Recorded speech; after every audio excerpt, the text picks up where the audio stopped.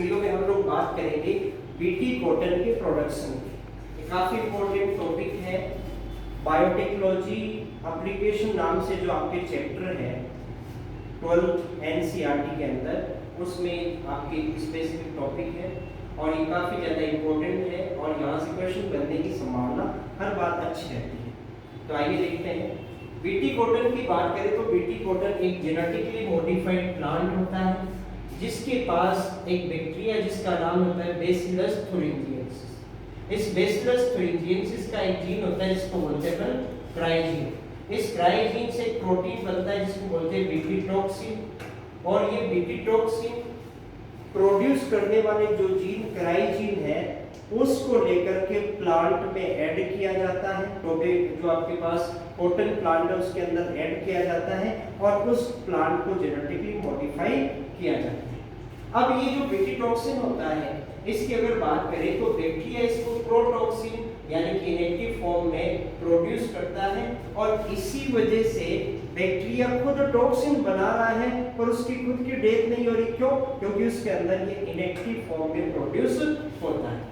अब क्या होता है कि जब कोई इंसेक्ट इस टॉक्सिन को खाता है तो ये सोल्यूबल, ये जो प्रोटॉक्सिन था जो बैक्टीरिया ने प्रोड्यूस किया था, जब इंसेक्ट उसको खाएगा तो जो आपके इंसेक्ट है उस इंसेक्ट के माउथ के थ्रू उसके गट में ट्रांसफर हो जाता है और गट के एल्केलाइन पीएच, कौन सा पीएच?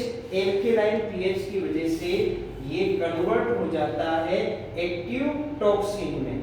और एक्टिव टॉक्सिन जो होता है बेटा वो इंसेक्ट के मिड गट की एपिथेलियम के अंदर क्या क्रिएट कर देता है? पोर क्रिएट कर देता है, स्वेलिंग कॉज करता है जिससे इंसेक्ट जो है उसकी डेथ हो जाती है। इस तरीके से अपन इंसेक्ट को कंट्रोल करने के लिए, जो प्लांट्स हैं उनको प्रोटेक्ट करने के लिए इंसेक्ट से इस टाइप की जो जीन है उसका यूज कर सकते हैं। आप सिंपल वे में यहाँ पर देख सकते हैं कि जो प्रोटॉक्सिन था वो बैक्टीरिया ने प्रोड्यूस किया या जिस प्लांट में अपन ने क्राइजीन को डाला उस प्लांट ने प्रोड्यूस किया। ये प्रोटॉक्सिन इनसोल्यूबल होता है, क्रिस्टल होता है और इनएक्टिव फॉर्म में प्रोड्यूस होता है और इंसेक्ट के मिड गट में जाने के बाद वहां के एल्केलाइन पीएच की वजह से एक्टिव टॉक्सिन में बेटा जी कन्वर्ट हो जाता है। फिर नेक्स्ट अपन यहाँ पर बात करते हैं कि ये जो बीटी टॉक्सिन के लिए अपन क्राइजीन यूज करते हैं या genetically modified plant BT plants बनाते हैं, उसका यूज यहाँ पर वो जो क्राइजीन है उसका यूज इंसेक्ट की 3 क्लासेस को कंट्रोल करने के लिए किया जा सकता है। और ये 3 क्लासेस इंसेक्ट की कौन कौन सी है? लेपिडोप्टेरेंस, कोरियोप्टेरेंस और डायोप्टेरेंस। लेपिडोप्टेरेंस में tobacco budworm, army worm यानी जो वॉर्म्स होते हैं उनको इंक्लूड किया गया है। कोरियोप्टेरेंस में बीटल्स को इंक्लूड किया गया है और डायोप्टेरेंस में फ्लाइज और मॉस्किटोज को रखा गया है। यानी फ्लाइज और मॉस्किटोज को भी कंट्रोल किया जा सकता है, बीटल्स को, tobacco budworm, army worm, इन सब को कंट्रोल करने के लिए आप क्राइजीन का यूज कर सकते हैं। तो यहाँ से एक बढ़िया क्वेश्चन आता है। क्वेश्चन क्या आता है? कॉलम पेज का भी बन सकता है कि लेपिडोप्टेरेंस में कौन कौन से इंसेक्ट को रखा गया है, कोरियोप्टेरेंस में किसको रखा गया और डायोप्टेरेंस में किसको रखा गया है। नेक्स्ट अपन बात करते हैं यहाँ पर कि जो क्राइजीन्स होते हैं बेटा जी, वो क्राइजीन जो होंगे वो इंसेक्ट स्पेसिफिक होंगे।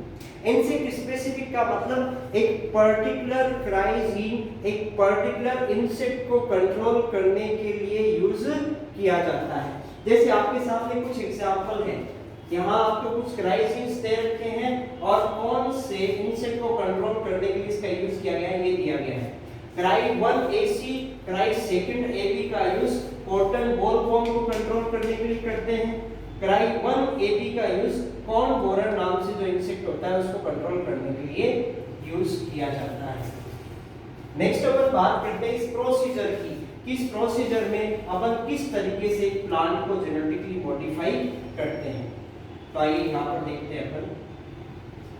आपके पास यहाँ जो डायग्राम है उसमें आप क्लियरली देख सकते हैं कि एक बैक्टीरिया, नाम क्या है? बैसिलस थुरिंजिएंसिस, उसके पास क्या था, क्राइजीन था, तो इसका डीएनए पर आइसोलेट करेंगे और इसमें से अपन क्या करेंगे, क्राइजीन जो है उस क्राइजीन को यहां से आइसोलेट कर लेंगे। और ये जो क्राइजीन है, इस क्राइजीन की अगर बात करें तो एक वेक्टर जिसका नाम होता है टीआई प्लाज्मिड, जो कि एक एग्रोबैक्टीरियल वेक्टर है। This are Ti plasmid plant cell में जीन ट्रांसफर करना है तो टीआई प्लाज्मिड को एज ए वेक्टर यानी एग्रोबैक्टीरियल वेक्टर का आपको यूज करना पड़ेगा। इस पे रेस्ट्रिक्शन एंडोन्यूक्लियस एंजाइम का यूज करेंगे तो इसमें कट लग जाएगा। क्राइजीन को लाइगेज एंजाइम की हेल्प से इस वेक्टर के साथ जोड़ देंगे। इस प्लांट को जेनेटिकली मॉडिफाई करना है, जैसे यहाँ पर कॉटन प्लांट को करना था, तो कॉटन प्लांट को जेनेटिकली मॉडिफाई करना है तो उसकी सेल आइसोलेट करेंगे। उस सेल के अंदर इस क्राइजीन को वेक्टर की हेल्प से ट्रांसफर करेंगे। अब ये प्लांट सेल क्या हो गया, जेनेटिकली मॉडिफाइड, इसके पास क्राइजीन जो है वो ऐड हो चुका है। और इसी से अपन यहाँ पर क्या करेंगे, ये जो सेल है, इस सेल की अगर बात करें तो इस सेल से अपन पूरा का पूरा प्लांट डेवलप करेंगे। ये वाला जो प्लांट आपके पास यहाँ पर होगा वो जेनेटिकली मॉडिफाई होगा और इसकी हर एक सेल के पास आपको क्राइजीन जो है वो देखने को मिलेगा। अब यहाँ देखिए, एक इंसेक्ट ने इसके ऊपर अटैक किया। अटैक करने से ये जो इसकी सेल के अंदर बीटीटॉक्सिन प्रोड्यूस हो रहे थे प्लांट के अंदर, वो उसके एपिथेलियम, जो गट की एपिथेलियम थी, वहां तक पहुंचे, इसके माउथ के थ्रू वहां तक जो मिड गट था वहां तक मूव करे और यहाँ मिड गट के एल्केलाइन पीएच की वजह से ये प्रोटॉक्सिन एक्टिव टॉक्सिन में कन्वर्ट हुआ और उसने इंसेक्ट की गट की एपिथेलियम पर अटैक किया।